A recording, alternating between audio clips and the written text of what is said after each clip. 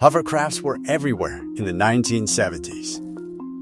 Glossy magazine covers, World's Fair exhibits, government transport proposals, military contracts on 3 continents. The engineers who built them genuinely believed they were looking at the future of how humanity would move. Then, they almost completely disappeared. Not because the technology failed, not because something better came along the way the jet engine made propeller aircraft obsolete. The hovercraft worked exactly as designed, right up until the moment the world decided it didn't want it anymore. And the reason why is one of the strangest stories in modern engineering history. Here is what actually happened, and by the end of this, you will never look at a ferry terminal, a military beach landing, or a rubber skirt the same way again. A hovercraft doesn't float. It doesn't fly. It does something that has no clean analogy in nature. A massive downward-facing fan, driven by turbine engines, forces a continuous column of high-pressure air beneath the hull. That air has nowhere to go because a flexible rubber skirt hangs around the entire perimeter of the craft, trapping the pressure underneath. The hull rises. Not on water, not on land, on air itself. Think of it like a bicycle tire. The air pressure inside the tire is what holds the weight of the rider, not the rubber. The rubber just contains the pressure. Now imagine that tire is the size of a tennis court, and instead of a cyclist, it's holding up 300 tons of steel, passengers, luggage, and 60 fully loaded automobiles. That is the skirt. That is the cushion. The entire craft is balanced on a pocket of air, no deeper than your kitchen table is tall. And because it's floating on air, rather than pushing through water, the friction almost disappears entirely. A conventional ferry fights water resistance with every knot it travels. Its hull is constantly shoving aside thousands of tons of ocean. A hovercraft skims over the surface. The drag is almost nothing, which is why the SR.N4 Mountbatten-class hovercraft, running the Dover to Calais crossing in the 1970s and 80s, could cross the English Channel in 35 minutes flat. 35 minutes. Calais to Dover. 60 cars on the vehicle deck. 400 passengers in the cabin above. Traveling at over 40 miles per hour across open water. A standard car ferry on that same route took 90 minutes. The hovercraft did it in less than half the time, and it felt like nothing else on Earth. Passengers described the ride as sitting inside a very loud, very fast cloud. The hull barely touched anything. The whole craft shuddered and surged and roared. And then suddenly you were looking at the white cliffs. This was the golden era. And it arrived fast. The SR.N4 entered service in 1968. Within a few years, hovercraft proposals were being drawn up for river crossings in South America, passenger routes across the Great Lakes, commuter services in the Persian Gulf, military assault applications on 5 continents. The SR.N4 was the showpiece, but it was supposed to be only the beginning. The engineering community looked at the hovercraft and saw a universal transport solution, a machine that needed no roads, no runways, no dock infrastructure beyond a flat concrete ramp. A machine that could cross water, marsh, ice, sand, and open field without a single modification. That belief was completely reasonable. And it was completely wrong. Here is the part that breaks your intuition if you think about it too carefully. The hovercraft's single greatest engineering achievement is simultaneously its most catastrophic operational flaw. Zero surface friction means zero grip. The same quality that makes it faster than a ferry makes it nearly impossible to steer with precision, almost impossible to stop on demand, and extraordinarily vulnerable to crosswinds and tidal drift. Imagine trying to parallel park a 300-ton machine on an ice rink in a 40-mile-per-hour crosswind, using a pair of aircraft propellers for steering. That is not a dramatic metaphor. That is approximately what hovercraft pilots were doing on every single crossing, in every season, across one of the most weather-disrupted stretches of water in the Northern Hemisphere. Conventional ships use hull shape, rudders, and the physical resistance of water to steer and brake. They have grip on their environment. A hovercraft has almost none. Its directional control comes entirely from thrust vectoring, angling the propellers and managing power distribution between different lift fans. In calm conditions on a clear day, a trained pilot could manage it with remarkable precision. But the English Channel does not offer calm conditions on a reliable schedule.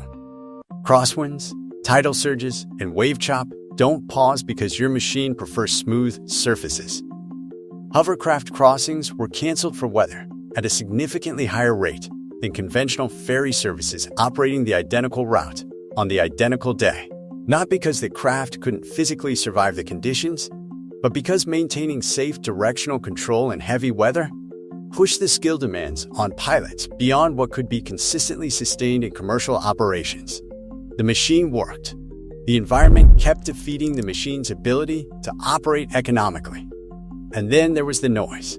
The SRN-4 ran 4 Rolls-Royce Proteus gas turbine engines, each one producing roughly 4,000 shaft horsepower. All 4 running simultaneously at full operational power for every single crossing. The measured sound level at the departure terminal exceeded 100 decibels. Residents living in Dover and Calais could hear a hovercraft departure clearly from several miles inland. Noise complaints accumulated throughout the 70s and 80s.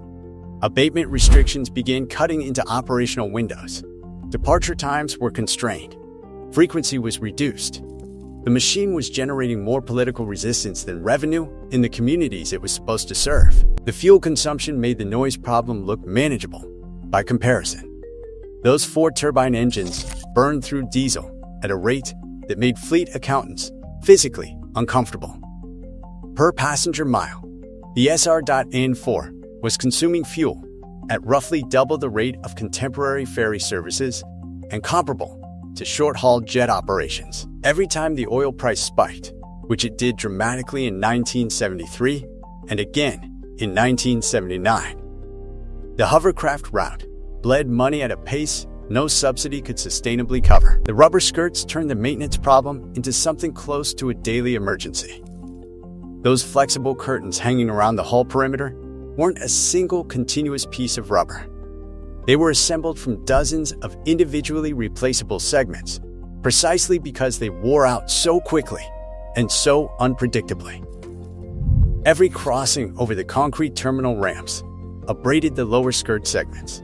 Every rough water passage absorbed impacts that cracked and tore the material. Maintenance crews were replacing individual segments after nearly every operational day. The replacement parts were expensive. The labor was slow. And a hovercraft operating with damaged or mismatched skirt segments loses cushion pressure unevenly across the hull, which causes it to list, which makes the already difficult steering considerably worse. Every individual problem was solvable in isolation. The engineering team solved many of them, incrementally, over years. Better skirt materials, more fuel-efficient engine configurations, improved pilot training programs, noise reduction studies. Each solution cost money and time and delivered partial improvement. But the problems kept arriving together, simultaneously, compounding each other. And the commercial transport industry in the 1980s had neither the patience nor the capital reserves to keep funding incremental progress on a machine that its competitors were already outperforming on cost per crossing. Then, on the 6th of May, 1994, the Channel Tunnel opened. You could now load your car onto a purpose-built train at Folkestone, travel under 31 miles of open ocean, and arrive in Coquelles, France, in 35 minutes. Identical crossing time to the hovercraft, completely sheltered from weather, cheaper per passenger at scale, running on electric power with dramatically lower fuel costs, capable of operating in virtually any atmospheric conditions. The hovercraft didn't lose to a better version of itself. It lost to a completely different category of solution that made its defining advantages irrelevant overnight. The speed was matched. The weather vulnerability was eliminated. The noise vanished entirely. The economics were incomparable. By the year 2000, the last commercial hovercraft passenger service across the English Channel had ceased operations. The SR.N4s were retired to storage yards and eventually scrapped. The terminal ramps went quiet. A machine that had carried over 20 million passengers across the channel in 30 years simply stopped running, and most of the traveling public barely noticed because the tunnel had already replaced it in their habits. But here's the thing about a machine that genuinely needs no roads, no runways, no dock, and no prepared shoreline. There are places on this earth where that quality is not a commercial nicety. It is the only engineering option available. The United States Navy operates the LCAC, the Landing Craft Air Cushion, a military assault hovercraft 88 feet long and 47 feet wide, powered by 4 gas turbine engines generating a combined 16,000 shaft horsepower, capable of carrying a 68-ton Abrams main battle tank from the well deck of an amphibious assault ship to a hostile beach at 40 miles per hour. Conventional landing craft need shallow, gently sloping beach gradients. They need specific sand and gravel compositions. They are vulnerable to obstacles, mines, and defensive positioning at the waterline. The LCAC crosses all of that at speed and keeps moving inland. Roughly 70% of the world's accessible coastline can receive an LCAC assault. Conventional displacement landing craft can reach approximately 17% of the same coastline. That gap is why the United States Navy has operated the platform continuously since 1986 and has no near-term replacement in development. In Arctic operations, hovercrafts move across broken sea ice that would destroy any conventional hull and swallow any wheeled vehicle. The Canadian Coast Guard runs dedicated hovercraft patrols on the St. Lawrence River specifically because the craft transitions seamlessly between open water, slush ice, and consolidated ice sheets that change configuration daily throughout winter. No other vehicle category handles that operational environment without either specialized icebreaker infrastructure or simply not going.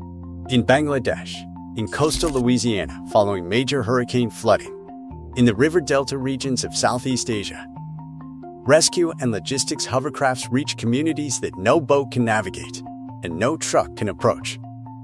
The same quality that made the SR.N4 commercially inconvenient makes a 20-foot rescue hovercraft the only machine that can reach a flooded farmhouse sitting in 18 inches of water over a submerged field of debris. The hovercraft didn't die. It retreated to the exact environments where its particular combination of capabilities has no substitute, and it has been working there ever since, largely invisible to the commercial traveling public. What the 1970s engineering community got wrong was not the physics. The physics was correct and remains correct. What that era got wrong was the assumption that a machine capable of going anywhere would be wanted everywhere. Commercial transport doesn't reward capability in isolation. It rewards the specific combination of speed, cost, reliability, and operational simplicity that earns a return on invested capital across thousands of trips per year in variable conditions. The hovercraft delivered breathtaking speed and genuine surface versatility. It returned noise, fuel consumption, weather sensitivity, and maintenance complexity in exchange. The market eventually decided that trade was not worth making. The machine found the places where the trade is worth making, and it stayed. And if you think the story of what replaced the hovercraft on the English Channel is straightforward, consider this. That tunnel carrying millions of passengers a year, under 31 miles of open ocean, has its own unsolved physics problem built into the structure itself. When a train traveling at 180 miles per hour enters a sealed concrete tube, it pushes a column of air ahead of it with nowhere to go. The pressure builds. It has to be managed, redirected, or the train effectively runs into a wall of its own making at full speed. What engineers did to solve that problem inside the Channel Tunnel is one of the more counterintuitive decisions in the history of civil infrastructure.